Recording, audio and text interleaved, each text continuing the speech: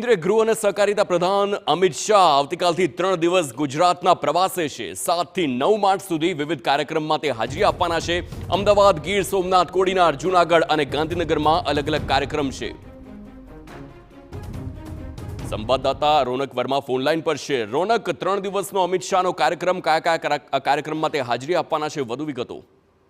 બિલકુલ તે હાર્દિક, ગાંધીનગરના સાંસદ અને કેન્દ્રીય ગૃહ અને સહકારિતા મંત્રી અમિત શાહ આવતીકાલથી 3 દિવસ ગુજરાતના પ્રવાસે રહેશે, જેમાં આવતીકાલે સાંજે તેઓ અમદાવાદ એરપોર્ટ પર પધાર્યા બાદ 8 તારીખે સવારે તેઓ રાજકોટ જવા રવાના થશે અને ત્યારથી ગીર સોમનાથ પહોંચશે। ત્યાં તેઓ મંદિરે દર્શન કરશે અને ત્યારબાદ કોડીનાર જે સુગર ફેક્ટરી છે ત્યાં પહોંચશે। કોડીનાર સુગર ફેક્ટરીનો કાર્યક્રમ પતાવ્યા બાદ સીધા તેઓ જૂનાગઢ જવા રવાના થશે અને જ્યાં બ્રહ્માનંદ વિદ્યાધામ છે તેની મુલાકાત લેશે। ત્યારબાદ તેઓ સાંજે 5:30 કલાકે અંદાજિત પરત આવશે અને આ ઉપરાંત જે 9 તારીખના રોજ અમદાવાદ અને ગાંધીનગરમાં તેમના જે વિવિધ કાર્યક્રમો છે તે યોજાશે। ખાસ કરીને સવારે 10:30 કલાકથી આ કાર્યક્રમો છે તેની શરૂઆત થશે।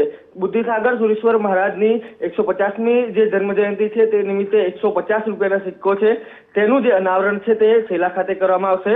આ ઉપરાંત સસ્તું સાહિત્ય ટ્રસ્ટ બિલ્ડિંગ છે તેના પણ કાર્યક્રમમાં તેઓ હાજરી આપશે। ન માત્ર એટલું પરંતુ એડીસી બેંકનો જે સમારોહ છે તેમાં પણ તેઓ હાજરી આપશે અને હજારો વકીલો છે બાર કાઉન્સિલ ઓફ ગુજરાતના તેઓ પણ શપથ લેશે અને સમગ્ર માહિતી બદલ આભાર। તો આજે આખો કાર્યક્રમ છે અમિત શાહનો, તેની પર પણ સૌ કોઈની નજર રહેવાની છે। 3 દિવસ માટે અમિત શાહ ગુજરાતની મુલાકાતે ફરી એકવાર આવી રહ્યા છે અને અલગ અલગ કાર્યક્રમમાં તે હાજરી આપવાના છે।